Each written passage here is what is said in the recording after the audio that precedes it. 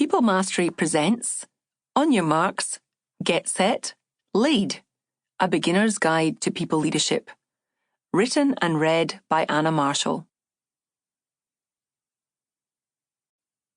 For Niamh and Miles, for you, dear listener, and for every other beginning leader out there, may this be just the audiobook you've been looking for.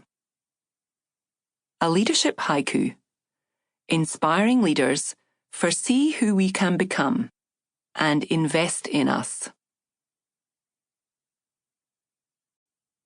Acknowledgement of country. I acknowledge the Australian Aboriginal and Torres Strait Islander peoples of this nation. I acknowledge the traditional custodians of the lands on which the members of the People Mastery team and our families live and love. The Bundjalung, Ngarigo, Ngunnawal, and Worimi peoples. We also acknowledge the traditional custodians of the lands where we connect with our clients. We pay our respects to ancestors and elders, past and present. We deeply appreciate and honour Australian Aboriginal and Torres Strait Islander peoples' unique cultural and spiritual relationships to the land, waters and seas, and their rich contribution to society. Disclaimer. The material in this publication is of the nature of general comment only and does not represent professional advice. It is not intended to provide specific guidance for particular circumstances, and it should not be relied on as the basis for any decision to take action or not take action on any matter which it covers. Listeners should obtain professional advice where appropriate before making any such decision.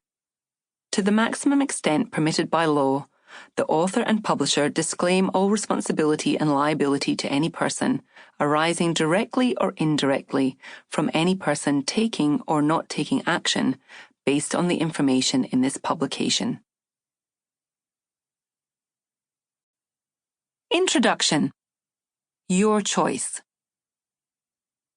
There are many people who have a responsibility for people leadership who have made the choice, consciously or unconsciously, to serve themselves rather than the people they lead. These people occupy CEO roles, team leader roles, and everything in between. I'm sure you've spotted some of them along your way. Sadly, people who have made this choice are still too common in so many of today's organizations. Early in my career, I was working as a human resources manager when I was called in by the then CEO for a chat. He wasn't the most endearing man I'd ever met, and the feeling of dread was slowly rising in my stomach as I walked towards his office. "Sit down," he said. So I sat. He leaned forward across his desk, hands clasped, and trained his beady eyes on me. "It seems you're unclear on your role here. Let me clarify for you. Your job is to get the last drop of blood out of each and every one of the employees in this business. Got it?" Meeting over. True story. As bizarre as it sounds, I wish all people who had decided to serve themselves rather than the people they lead were like this man. Why? Because it would make such people who haven't chosen people leadership very easy to spot. His lack of care for others was so blatant, his lack of people leadership so easily identifiable. Ultimately, it made it easy for me to decide to leave that CEO and his organization. Management and leadership are not synonymous, though you are forgiven for thinking they are. They're often used interchangeably. Sadly, I expect many of you have had a manager who is ostensibly responsible for other people, but who couldn't lead hungry teenagers to McDonald's. It's a very demoralizing experience. The L word. Let's have a closer look at this L word, leadership. It's everywhere these days.